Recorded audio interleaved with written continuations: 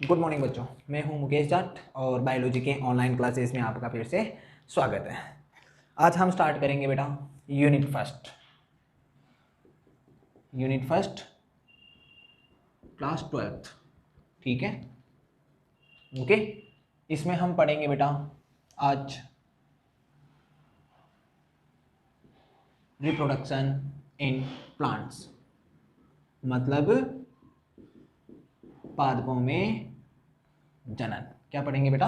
पादपों में जनन पढ़ेंगे। ओके, अब पादपों में जनन पढ़ने से पहले बेटा आपको थोड़ा सा पादपों का क्लासिफिकेशन पता होना चाहिए। क्या होना चाहिए बेटा? पादपों का क्लासिफिकेशन। ठीक है, तो जो पादप होते हैं इनको मोस्टली दो कैटेगरी में डिवाइड किया जाता है। कितने भागों में?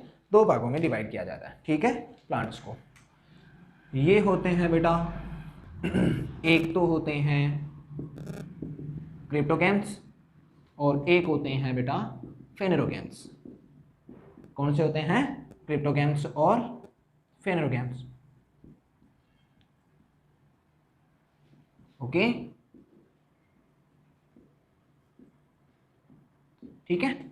अब क्रिप्टोगैम्स को मोस्टली तीन कैटेगरी में डिवाइड किया जाता है। कितने कैटेगरी में डिवाइड करेंगे बेटा? 3 कैटेगरी में। ठीक है, क्रिप्टोगैम्स ये क्या होते हैं कि लेस डेवलप्ड होते हैं, छोटे प्लांट्स होते हैं। ठीक है, जिनको अपन डिफ्रेंशिएट नहीं कर सकते हैं। छोटे पादप होते हैं जिनको विभेदित नहीं किया जा सकता है, डिफ्रेंशिएट नहीं किया जा सकता है कि इनमें रूट, स्टेम और लीव्स कौन सी, मतलब जड़, तना, पत्तियों में क्या अंतर होता है। ठीक है, इसीलिए इसकी 3 कैटेगरी होती है बेटा। एक तो होती है बेटा ब्रायोफाइटा। कौन सा होता है? ब्रायोफाइटा। ठीक है, ठीक है। एक होता है बेटा टेरिडोफाइटा। ठीक है, और एक होता है बेटा थेलोफाइटा। आरबीएससी के अकॉर्डिंग इसका क्लासिफिकेशन थोड़ा सा डिफरेंट चलता है। ब्रायोफाइट जो होता है, इन ब्रायोफाइट्स को हम प्लांट एम्फीबियंस भी कहते हैं। क्या कहेंगे बेटा? प्लांट एम्फीबियंस, मतलब ये जल और स्थल, वाटर एंड टेरेस्ट्रियल लैंड, दोनों जगह पे ये सर्वाइव कर सकते हैं। ठीक है, सेकेंड है बेटा टेरिडोफाइट। कौन सा है? टेरिडोफाइट। और थर्ड है बेटा थेलोफाइट। ठीक है, अब फेनोगैम्स की बात करते हैं तो इसको मोस्टली दो कैटेगरी में डिवाइड किया जाता है। कितनी कैटेगरी में? दो कैटेगरी में डिवाइड किया जाएगा। ठीक है, एक तो होता है बेटा जिम्नोस्पर्म। ठीक है, और एक होता है बेटा एंजियोस्पर्म। ठीक है, इन्हें हम हिंदी में बोलते हैं बेटा अनावृत बीजी। क्या कहते हैं बेटा? अनावृत बीजी पादप। और इन्हें हम बोलते हैं बेटा आवृत बीजी पादप। मतलब इनमें क्या होता है कि जब फर्टिलाइजेशन या निषेचन हो जाता है, क्या हो जाता है? फर्टिलाइजेशन या निषेचन हो जाता है, तो अगर सीड के ऊपर किसी टाइप का कोई कवरिंग नहीं होता, मतलब बीज ढका हुआ नहीं हो, बीज ढका हुआ नहीं हो, तो उन्हें हम अनावृत बीजी या नग्न बीजी भी कहते हैं बेटा। आया समझ में? और इनमें क्या होता है कि जो सीड या बीज होता है वो किसके अंदर होता है बेटा? फ्रूट के अंदर। तो सीड क्या होता है? कवर्ड होता है फ्रूट्स से। ठीक है, अब इनमें क्या होता है बेटा? एंजियोस्पर्म को वापस दो कैटेगरी में डिवाइड किया जाता है। कितनी कैटेगरी में? दो कैटेगरी में। ठीक है, एक तो होता है बेटा एक बीजपत्री, मोनोकोट प्लांट। कौन सा होता है बेटा? Monocot plant. ठीक है, और दूसरा होता है बेटा द्विबीजपत्री, मतलब जिन्हें हम क्या बोलते हैं बेटा? Dicot plant.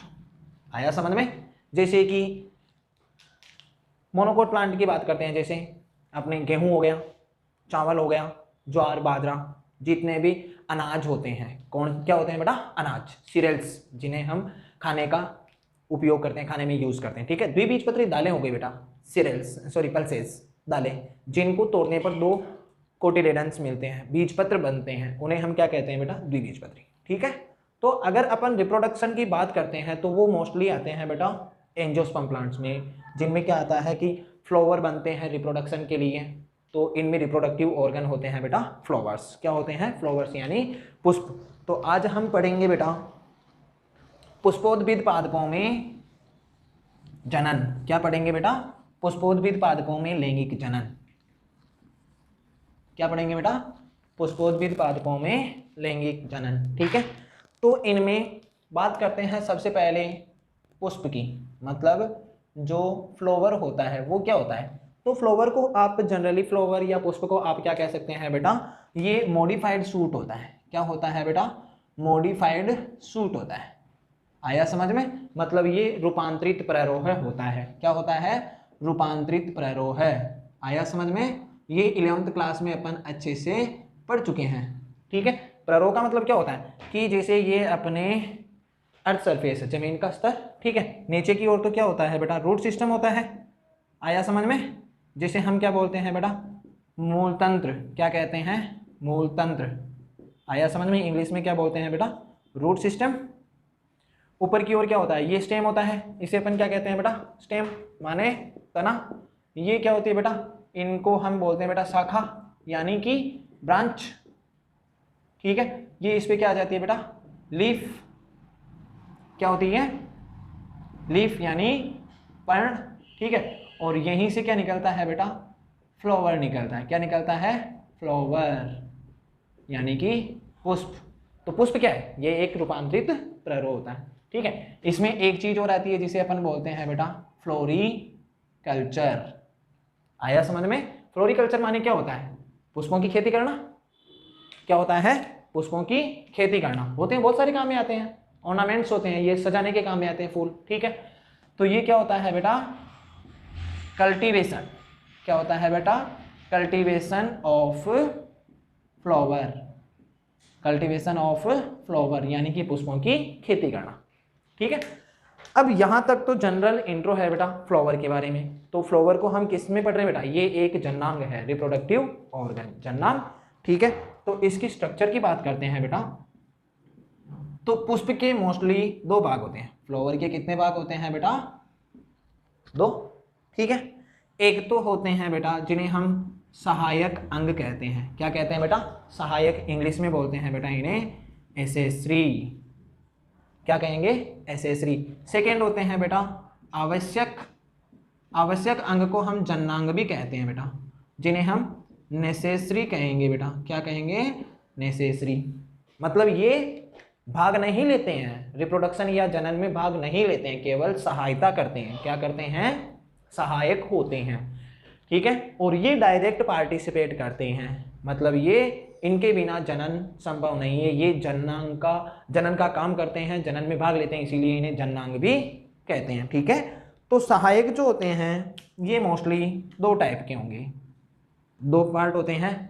ठीक है, एक तो होता है जिसे बेटा हम बोलते हैं बाह्य दलपुंज।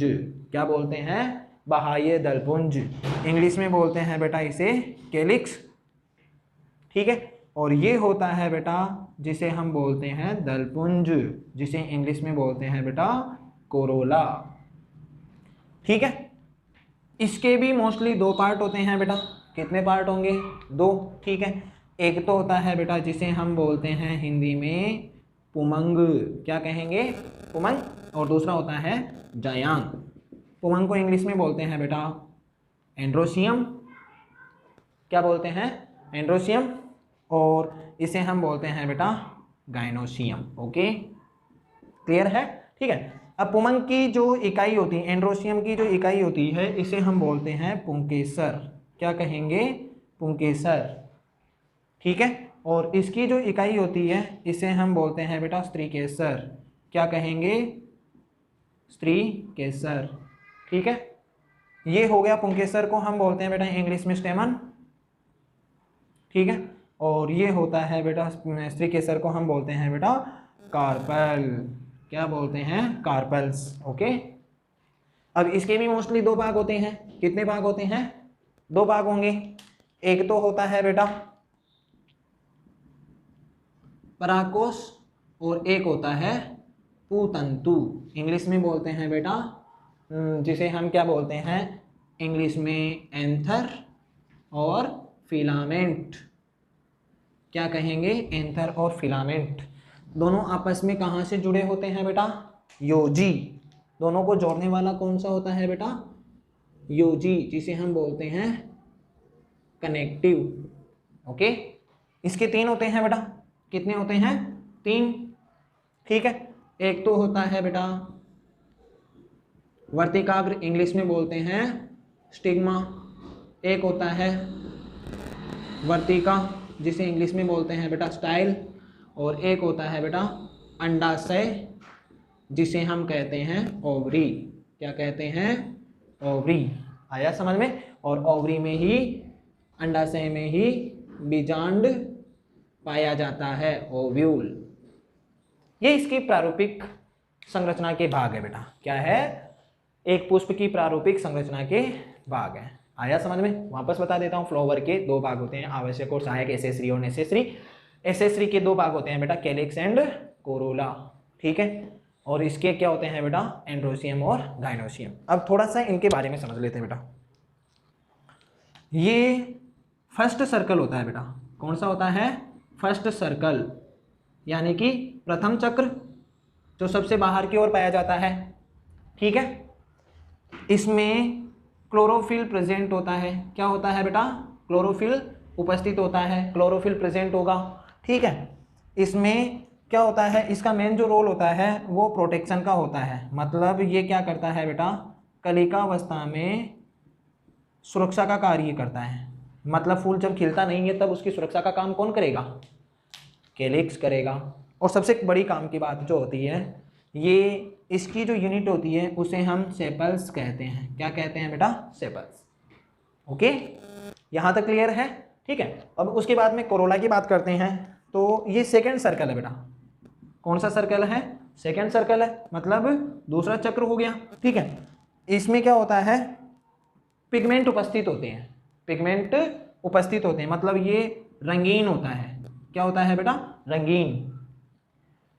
हरे रंग के अलावा किसी भी रंग के हो सकते हैं। ठीक है, जैसे पीले, नीले, गुलाबी। ठीक है, ये पिगमेंट प्रेजेंट होते हैं। पिगमेंट भी अलग अलग कैटेगरी के होते हैं, जैसे कि कैरोटिनॉइड्स होता है, जेंथोफिल होता है, फाइकोबिलिन्स होता है, उसकी वजह से।